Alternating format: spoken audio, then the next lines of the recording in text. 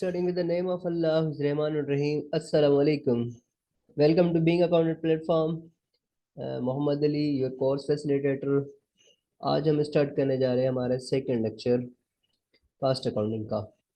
और आज हम पढ़ेंगे comparison of financial and managerial accounting, just in time production, total quality management, process re engineering, theory of constants. तो ये आज की हमारी आउटलाइन है। स्टार्ट करते हैं comparison of financial and managerial accounting से। सो फाइनेंशियल अकाउंटिंग और मैनेजरियल अकाउंटिंग दोनों में डिफरेंस देखेंगे कि किस तरीके से हम इनको डिफरेंशिएट कर रहे हैं। सबसे पहला जो इनमें डिफरेंस है वो है यूजर्स का। फाइनेंशियल अकाउंटिंग के जो यूजर्स हैं उसमें एक्सटर्नल पर्सन्स हैं जो फाइनेंशियल डिसीजन करते हैं और उनका डिसीजन इम्पोर्टेंस भी रखता है। इंटरनल भी होते हैं लेकिन एक्सटर्नल जो है उनके ऊपर ज़्यादा फोकस होता है, क्योंकि वो या तो हमें कर्जा दे रहे होते हैं या फिर हमारी कंपनी में इन्वेस्टमेंट कर रहे होते हैं, या फिर गवर्नमेंट होती है जो श्योर कर रही होती है कि जो हम काम कर रहे हैं वो सही कर रहे हैं या नहीं कर रहे। मैनेजरियल अकाउंटिंग में जो यूजर्स होते हैं वो मैनेजर्स होते हैं जो प्लानिंग कर रहे होते हैं ऑर्गेनाइजेशन के अंदर कि हम किस तरीके से कास्ट को कंट्रोल कर सकते हैं। अच्छा जी, फाइनेंशियल अकाउंटिंग में सेकंड पॉइंट है टाइम फोकस का। तो जो टाइम है फाइनेंशियल अकाउंटिंग में वो हिस्टोरिकल पर्सपेक्टिव होता है।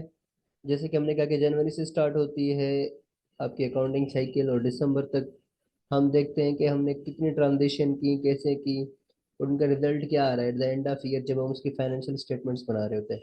लेकिन मैनुअल अकाउंटिंग में हम क्या कर रहे होते हैं, एस्टिमेशन कर रहे होते हैं, फ्यूचर पे एम्फिसाइज कर रहे होते हैं। थर्ड पॉइंट है हमारे पास यहाँ पे verifiability versus relevance. So financial accounting emphasize on verifiability. Managerial accounting emphasize on relevance for planning and control. Verifiability से मतलब है कि जो भी फैक्ट्स और फिगर्स आप दे रहे हैं वो सही होने चाहिए और वो वेरीफाइबल होने चाहिए। मैनुअल अकाउंटिंग जो एम्फेसाइज कर रही है वो कर रही है प्लानिंग के ऊपर और कॉस्ट कंट्रोल के ऊपर। The fourth number point is precision versus timelines. So financial accounting emphasize on precision and managerial accounting emphasize on timelines. Precise करना है, चीज़ों को देखना है कि भाई आपके जो रिजल्ट्स हैं वो किस तरीके से आ रहे हैं। और जो मैनेजर अकाउंटिंग है वो आपके टाइम पे फोकस करती है, टाइमलाइन उस पे। The point number is 5 is subject. Financial accounting primary focus is on the whole organization. On other hand manager accounting focuses on segments of an organization. जो financial accounting है वो आपकी पूरी की पूरी ऑर्गेनाइजेशन पे फोकस करती है, और अदर साइड जो आपकी मैनुअल अकाउंटिंग होती है वो जस्ट एक सेगमेंट पे फोकस कर रहे होते हैं। जैसे हमने कहा कि एक ही कंपनी में बहुत सारे सेगमेंट्स हो सकते हैं, तो कास्ट अकाउंटिंग जो होती है, जो मैनुअल अकाउंटिंग होती है, वो एक सेगमेंट पे फोकस कर रही होती है। The sixth number point is gap. Generally acceptable accounting principles in financial accounting must follow gap and prescribed formats. अगर हम फाइनेंशियल अकाउंटिंग कर रहे हैं तो वहाँ पे गैप के रूल को फॉलो करना लाजिम है, जिसमें आपके बहुत सारे रूल्स आ रहे होते हैं कि जो अमाउंट आपको रिसीव हुआ है एडवांस में आप उसको एज लाइबिलिटी कंसिडर करेंगे, उसको आप एसेट कंसिडर नहीं कर सकते हैं। इन द सेम वे अगर आपने किसी को पेमेंट की हुई है एडवांस में तो वो अभी तक अमाउंट आपका ख़त्म नहीं हुआ है क्योंकि वो अभी तक कंज्यूम नहीं हुआ है। इसी तरीके से आपकी जो डेप्रिसिएशन होती है और बहुत सारे जो है ना रूल्स होते हैं जो आपको फॉलो करने होते हैं फाइनेंशियल अकाउंटिंग में। On managerial accounting need not follow gap और एनी प्रेस्क्राइब फॉर्मेट्स। हम यहाँ पे क्या कर रहे होते हैं, कॉस्ट को देख रहे होते हैं और यहाँ पे गैप को हम फॉलो नहीं कर रहे होते हैं। The seventh point is requirement mandatory for external reports, not mandatory. Managerial accounting में हम रिपोर्ट्स बनाने के बाहर नहीं दे रहे होते बाहर, लेकिन अगर हम फाइनेंशियल अकाउंटिंग की बात करें तो हम वहाँ पे क्या कर रहे होते हैं, रिपोर्ट्स बनाने होते हैं हमें, और वो हम रिपोर्ट्स पब्लिक कर रहे होते हैं एक्सटर्नल लोगों के लिए।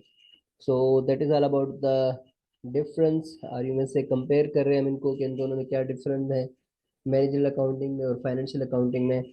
हम मैनेजरियल अकाउंटिंग यहाँ पे कास्ट अकाउंटिंग पर सेट करें, cost accounting is the part of managerial accounting.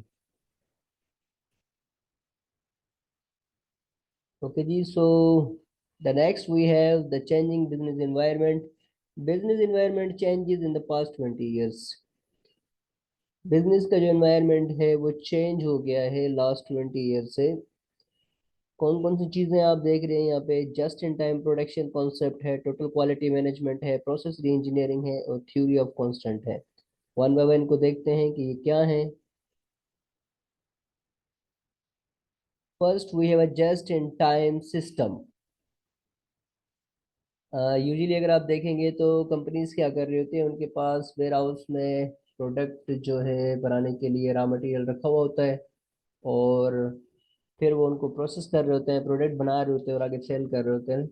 लेकिन जस्ट इन टाइम एक ऐसा कॉन्सेप्ट है, एक ऐसा सिस्टम है जहाँ पे आप प्रोडक्ट तब बनाते हैं जब आपके पास ऑर्डर रिसीव होता है। Receive customer order, schedule production, receive material just in time for production, complete parts just in time for assembly into production, complete products just in time to ship customer. That all depends on just in time concept के आपने क्या करना होता है, चीज़ें तभी करनी होती है जब आपके पास ऑर्डर आ रहा है। इससे पहले आप कोई भी काम नहीं कर रहे होते हैं। सो इससे होता क्या है, इससे होगा क्या? JIT consequences: improve plant layout, reduce setup time, flexible workforce, zero production defect। सो इससे ये होता है कि आप बल्क में प्रोडक्ट नहीं बना रहे होते हैं। आपके पास जब ऑर्डर होता है, जब ऑर्डर आता है तभी आप काम करते हैं। इससे आपको ये प्लांट का जो लेआउट है वो इम्प्रूव होता है, आपका जो सेटअप लगता है वो टाइम जो है उसका रिड्यूस होता है, फ्लेक्सिबल वर्कफोर्स होती है और आपके पास प्रोडक्शन का डिफेक्ट ज़ीरो होता है। JIT purchasing: fewer but more ultra reliable suppliers, frequent JIT deliveries in small lots, defect free supplier deliveries। सो जब आप परचेजिंग करने के लिए जा रहे हैं जस्ट इन टाइम में, तो आपके पास कम सप्लायर्स होते हैं लेकिन वो रिलायबल होने चाहिए, जिसके बेस पे आप फिर क्या कर रहे होते हैं, डिलीवरीज कर रहे होते हैं। अगर आपके सप्लायर्स बहुत स्ट्रॉन्ग नहीं होंगे तो फिर आपके लिए इशू हो सकता है जस्ट इन टाइम कॉन्सेप्ट में। Benefits of a JIT system: reduce inventory cost. जैसे मैंने कहा कि आपको जैसे ऑर्डर मिलता है तो फिर आप परचेज करते हैं रॉ मटेरियल को और फिर आप उसको जस्ट इन टाइम में प्रोसेस करके आगे सेल आउट करते हैं, तो आपका इन्वेंट्री की कॉस्ट रिड्यूस हो जाएगी। हायर क्वालिटी प्रोडक्ट्स: आपकी जो प्रोडक्ट्स हैं क्वालिटी की, जो आपकी क्वालिटी है प्रोडक्ट्स की वो हायर हो जाएगी। इंक्रीज आपका हो जाएगा throughput. More rapid response to customer order: जैसे ऑर्डर आएगा वैसे आप उसको बना के देंगे। Greater customer satisfaction. Freed up funds: आप अपने फंड्स को सेव कर सकते हैं। सो ये सारे बेनिफिट्स हैं JIT के। Now let's talk about the total quality management. Total quality management improves productivity by encouraging the use of fact analysis for decision making, and if properly implemented avoid counterproductive organizational infighting. So total quality management is central focus serving customer।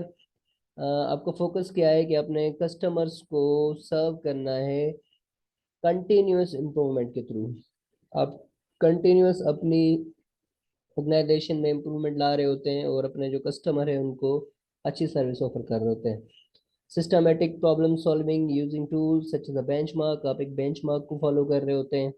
तो total quality management में क्या कर रहे होते हैं आप लोग कि इस तरीके से होता है वहाँ पे टोटल क्वालिटी मैनेजमेंट भी है कि जो ऑर्गेनाइजेशन में लोग होते हैं वो सारे लोग मिलकर काम कर रहे होते हैं, एक बेंचमार्क को फॉलो कर रहे होते हैं और उसमें अपनी सर्विस को जितना हो सके वो इम्प्रूव कर रहे होते हैं ताकि वो कस्टमर की सेटिस्फिकेशन को रीच कर सकें।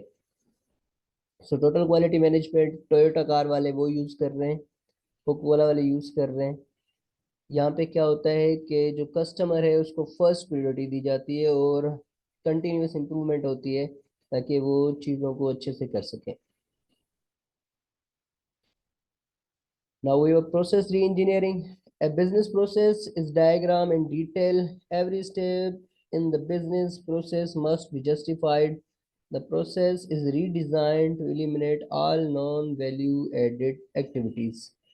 प्रोसेस इंजीनियरिंग से मतलब है कि आप जो बिजनेस कर रहे हैं उसका एक डायग्राम होता है। ऐसे कह लेते हैं कि जो भी प्रोडक्ट बन रही है वो एक जगह से स्टार्ट होती है, डिफरेंट स्टेप को फॉलो करके फिर एंड तक पहुंचती है। तो प्रोसेस री इंजीनियरिंग में आप चेक करते हैं कि एक जो प्रोडक्ट बन रहा है उसके अंदर जो भी स्टेप्स हैं, आया वो सही है या किसी एक स्टेप को एलिमिनेट किया जा सकता है।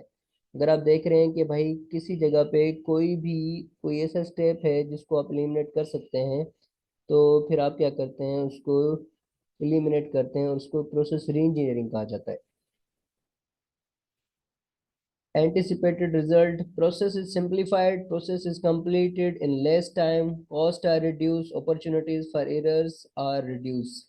जब आप पूरे प्रोसेस को री इंजीनियर करते हैं, देखते हैं कि प्रोडक्ट बनने का प्रोसेस क्या है। जैसे अगर हम कहें टोयोटा कंपनी वाले जो हैं, उनके पास एक असेंबली लाइन है और वो एक पूरे प्रोसेस के थ्रू एक कार बना रहे होते हैं। सबसे पहले फ्रेम बनता है, फ्रेम बनने के बाद फिर उसको कलर किया जाता है, फिर वो असेंबली लाइन पे आता है, उसके ऊपर फिर बॉडी आती है, उसके बाद फिर उसके अंदर जो है दूसरी प्रोडक्ट लगाई जाती हैं। ऐसे कह लें कि दूसरे जो उसके पार्ट्स हैं वो उसमें लगाए जाते हैं। तो पूरा एक प्रोसेस होने के बाद एक कार कंप्लीट तैयार होकर बाहर जाती है। तो इसी तरीके से जो भी ऑर्गेनाइजेशन होती है वो एक प्रोसेस को फॉलो कर रही होती हैं। अब इन सारे स्टेप्स को देखना होता है कि ये जो स्टेप्स हो रहे हैं वो सही हो रहे हैं या नहीं। अगर कोई स्टेप ऐसा है जिसको हम निकाल सकते हैं, रिड्यूस कर सकते हैं, एलिमिनेट कर सकते हैं, तो उसको एलिमिनेट करते हैं। अब इससे होगा क्या कि जब एक ऐसा स्टेप जिसकी नीड नहीं थी, या हम ऐसे कह लें कि जिसके कम होने से आपकी जो परफॉर्मेंस है वो इम्प्रूव हो सकती है, तो प्रोसेस क्या हो जाता है, सिंपलीफाई हो जाता है और थोड़े टाइम में आपकी जो चीज़ है वो बन सकती है।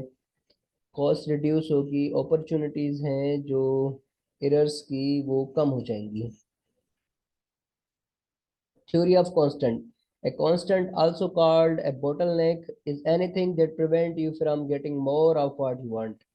कांस्टेंट का क्या मतलब है? कांस्टेंट का मतलब है कोई भी ऐसी चीज जो आपके काम में रुकावट है, जिसको हम बोटल नेक कहते हैं। कोई भी ऐसी चीज जो आपको आपके रिजल्ट हासिल करने में मुश्किलात पैदा कर रही है। The constant in a system is determined by the step that has the smallest capacity.